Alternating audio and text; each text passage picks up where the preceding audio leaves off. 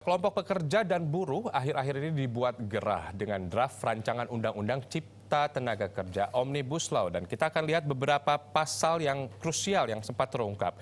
Ya, industri padat karya tidak perlu memenuhi upah minimum provinsi.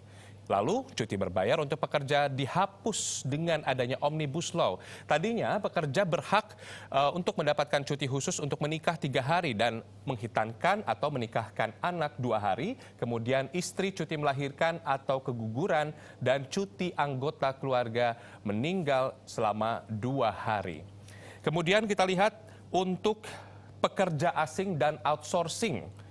Pekerja asing dibebaskan dari syarat dan izin kerja. Pekerja asing boleh menjabat sebagai dewan direksi dan komisaris, staf diplomatik dan konsuler, peneliti dan juga insinyur.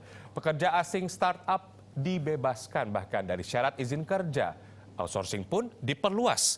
Perusahaan boleh membuka outsource untuk beragam jenis kerja di perusahaan, tidak dibatasi hanya kerja inti.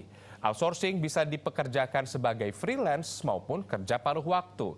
Yang diamandemen ada beberapa pasal 42, 66, 93, 159, dan seterusnya. Kemudian pemirsa, selanjutnya adalah soal pesangon. Nah, pembayaran pesangon selain tunjangan dasar dikurangi atau dipangkas sama sekali. Penghitungan tunjangan dasarnya tidak berubah. Penghitungan pembayaran pesangon, kemudian uang penghargaan masa kerja dan uang penggantian hak seperti cuti tahunan yang belum diambil, biaya ongkos pulang, penggantian perumahan, pengobatan, tadinya dibedakan berdasarkan alasan PHK-nya. Nah, dengan Omnibus Law semuanya dihapus. Pemberi kerja hanya perlu memberikan pesangon dan UPMK.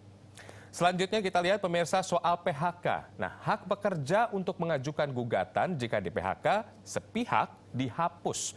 Gantinya ditambahkan asuransi untuk pekerja yang di PHK dan dikelola BPJS selama pekerja membayar premi BPJS-nya. Hak pekerjanya di PHK untuk mendapat upah senilai 8 bulan jika bekerja 21 tahun dan upah 10 bulan bila bekerja 24 tahun dihapus.